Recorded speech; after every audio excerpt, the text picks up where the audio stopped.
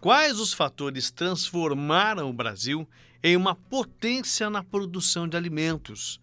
Qual o peso da pesquisa na construção dessa realidade e quais as ferramentas e tecnologias que causaram impactos positivos na intensificação da produção? Durante o Fórum Internacional da Agropecuária, mergulhamos no crescimento do agro brasileiro, principalmente na última década de trabalho. A Embrapa teve um papel fundamental no desenvolvimento da agropecuária desenvolvida nos trópicos. Hoje nossos ministros estiveram aqui falando muito bem sobre esse desafio que há 50 anos atrás nós tivemos de desenvolver, né, o nosso cinturão tropical do planeta, e o Brasil é lá atrás, né, a gente pensando em garantir a nossa segurança alimentar, e viramos aí grandes produtores, exportadores para o mundo todo, né, com aqueles solos ácidos que ninguém acreditava que a gente ia conseguir garantir a nossa segurança, e a gente virou aí referência em agricultura tropical. Bem, isso os números mostram, o ministro Roberto Rodrigues mostrou aqui que a gente expandiu nesses últimos 50 anos 140% a nossa área plantada, mas a nossa produção e a nossa produtividade 4 vezes mais. Isso graças às tecnologias poupa-terra que a gente desenvolveu, baseado em ciência e tecnologia nesses últimos 50 anos. Mas eu costumo dizer, né, que a Embrapa hoje ela é uma referência empresa em ciência e tecnologia para a agricultura tropical, mas a gente não fez nada sozinho. A gente fez junto com os órgãos estaduais de pesquisa, com as universidades, com a parceria público-privada e, principalmente, a gente só é essa referência hoje graças ao empreendedorismo dos 5 milhões de produtores rurais. Porque vocês, né, os produtores rurais, trazem as demandas e a Embrapa desenvolve a pesquisa junto com os parceiros e vocês ajudam a gente a validar. Então, isso é muito importante. Desde 2010, a gente discute dentro da Embrapa, junto com o Ministério da Agricultura, essas 8 tecnologias que foram incentivadas como uma política pública para incentivar os produtores, né, desde recuperação de pastagens degradadas, integração lavoura-pecuária-floresta, o sistema de plantio direto, que já é bem antigo no nosso país, tratamento de rejeitos, várias dessas tecnologias já sendo incentivadas para que os produtores utilizem cada vez mais, né, para que a gente faça essa agricultura sustentável. Bem, como que a Embrapa tem trabalhado nisso? A gente, tendo esses 3 pilares.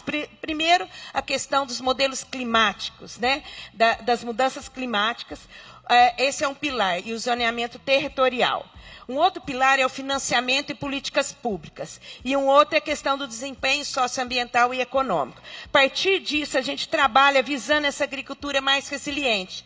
Como eu falei aqui, desde o melhoramento genético, com produtos e processos mais sustentáveis, né, e até chegando aí em sistemas conservacionistas também diversificados, sistemas integrados, sistemas consorciados, essas práticas para a gente retroalimentar essa agricultura mais resiliente. Sempre pensando em desenvolver tecnologias. Hoje, frente às mudanças climáticas, a gente não pode trabalhar só com a mitigação do efeito das mudanças climáticas. A gente tem desenvolvido tecnologia para adaptar as mudanças climáticas. Bem, e aí eu trouxe alguns dados que, em parceria com o Ministério da Agricultura e Pecuária, nós coletamos desses 10 anos que a gente implantou o Programa da Agricultura de Baixo Carbono, o Programa ABC+, que agora é o Renova Agro. Tem alguns dados interessantes, que é na nossa previsão, por exemplo, na questão da integração lavoura-pecuária-floresta. A gente tinha uma meta, né, de 4 milhões de hectares. Hoje a gente já aumentou mais de 17 milhões de hectares que nós temos, aproximadamente, e uma mitigação de 40 milhões de toneladas, né, de CO2 na atmosfera.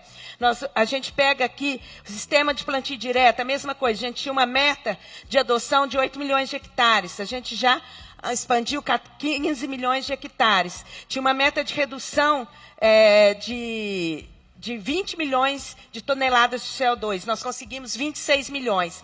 Esses dados e informações que estão aqui em diferentes tecnologias, daquelas 8 tecnologias, eles mostram para a gente o potencial que a gente tem ainda de usar mais essas práticas e conseguir ainda reduzir mais a nossa emissão, né? Como a agricultura tem um potencial para sequestrar carbono. O ex-ministro e relator do Código Florestal Brasileiro, Aldo Rebelo, destacou a preocupação com a pressão internacional em relação ao nosso agro e defendeu um Código Florestal global, com a adesão de todos os países produtores de alimentos. O Brasil é detentor da mais rigorosa, da mais exigente norma a relacionar a atividade rural com o meio ambiente. Nenhum país do mundo dispõe das exigências que se faz ao produtor rural do Brasil. Nenhum produtor americano, europeu ou asiático está submetido a ceder 80% da área da sua propriedade para a proteção do meio ambiente, como no bioma Amazônia, que corresponde a mais da metade do nosso território no Brasil. Nenhum produtor americano está submetido a oferecer 20% ou 35%, como é o caso da Mata Atlântica, do Pantanal, do Cerrado, para a proteção do meio ambiente.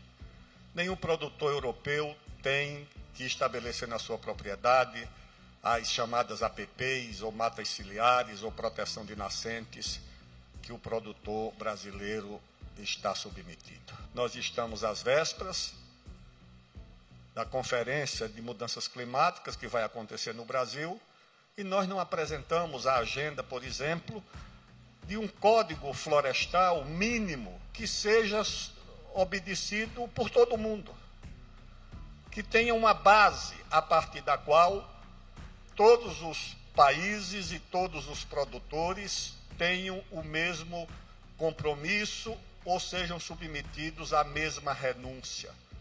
Nós deveríamos colocar isso na nossa agenda, tá certo? Uma das agendas da Conferência de Belém deveria ser exatamente a pretensão legítima do Brasil de que haja uma norma mínima mundial a ser respeitada, como há em tudo, porque não haveria também nessa questão do Código Florestal.